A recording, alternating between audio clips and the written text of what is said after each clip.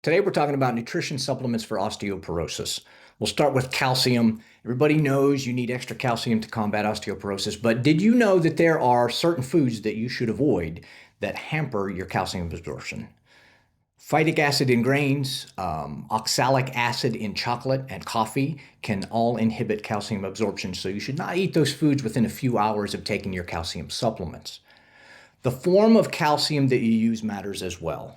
Calcium carbonate is the most common and inexpensive supplement, and it is just fine, but it does require strong stomach acid for absorption. So if you are using antacid medications like Prilosec or Nexium, you may want to consider a form of calcium called calcium citrate, which is more bioavailable with lower stomach acid. It is important that you understand this. Calcium by itself will not build any bone tissue.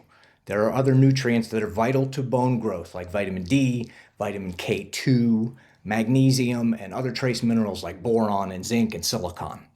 We'll start with vitamin D. Vitamin D3 is the supplemental form. It's not just a vitamin, it's actually a regulatory hormone that directs how your body absorbs and uses calcium. So without enough vitamin D, even a high calcium intake does very little to improve your bone strength because your calcium absorption will remain low and your bone turnover will continue to accelerate. Dosage-wise, vitamin D is typically somewhere between 1,000 or 2,000 IU, international units, every day, but you should definitely consult with your healthcare provider for dosage adjustments over time because vitamin D is what we call a fat-soluble vitamin, which means it accumulates in your tissue. So you can get an overdose if you take too much. Another crucial nutrient for bone health is vitamin K2. This is usually what people are missing from their mix. Vitamin K2 actually integrates, its function is to integrate calcium into the bone tissue and, very importantly, keep the calcification out of other tissues. The fancy term for vitamin K2 is menaquinone, and without boring you to death with some of the details, the nutrition supplement form that you want to look for is MK7 or a mix of MK7 and MK4. If you're really interested in the details of vitamin K2, you can read my article on gettingfit.com for more.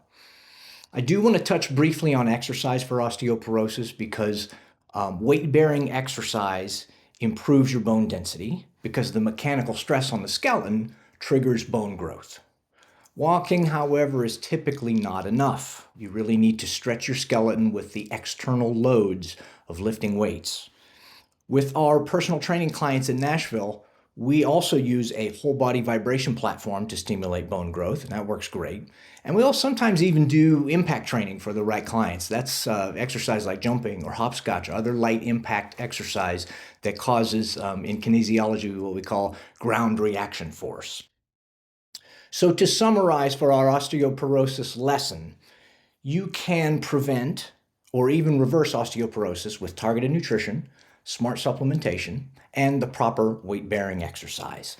If you are relying only on calcium supplements and the bisphosphonate drugs like Fosamax and Reclast, it's not enough. Healthy bones require the right nutrients and mechanical loading to grow strong and resilient. My name's Dan DeFigio. I'm a personal trainer in Nashville, a certified nutrition coach, and the author of Beating Sugar Addiction for Dummies. Thank you for listening. Visit gettingfit.com for more.